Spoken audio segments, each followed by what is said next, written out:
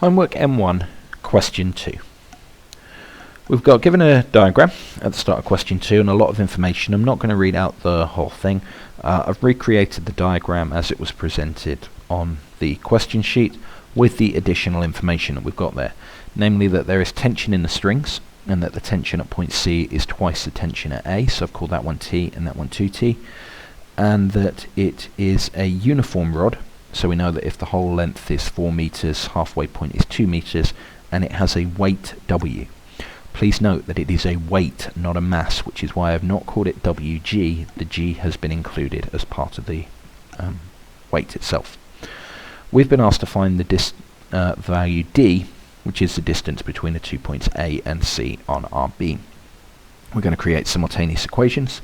First thing we're going to do is resolve the forces vertically.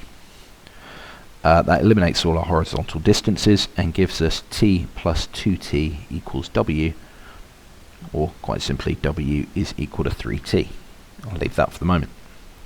We're then going to take moments about point A.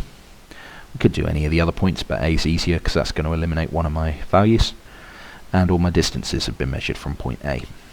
So going clockwise I have 2W, and going anti-clockwise I have 2T times D.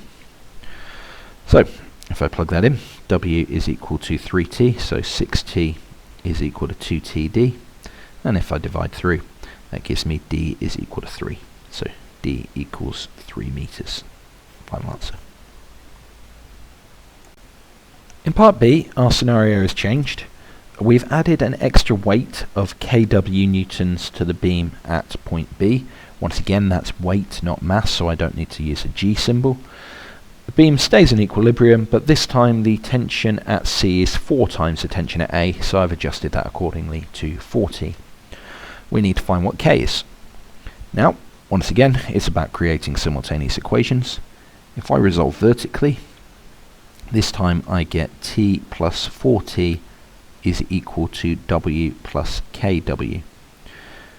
5T is equal to W lots of K plus 1, or T is equal to a fifth W, K plus 1.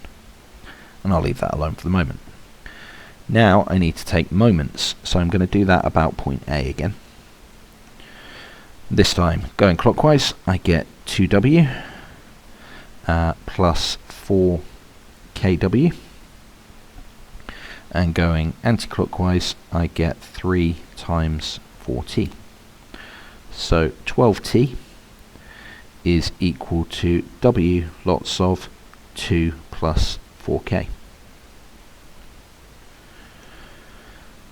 Now I know what T is in terms of W, so I can make that replacement. W lots of 2 plus 4K is equal to 12 over 5 lots of W K plus 1. There's W on both sides of my equation, so I can cancel that out.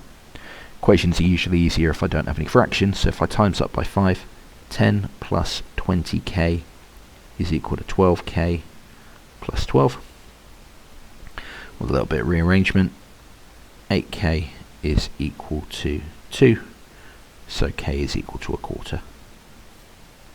And that's my final answer.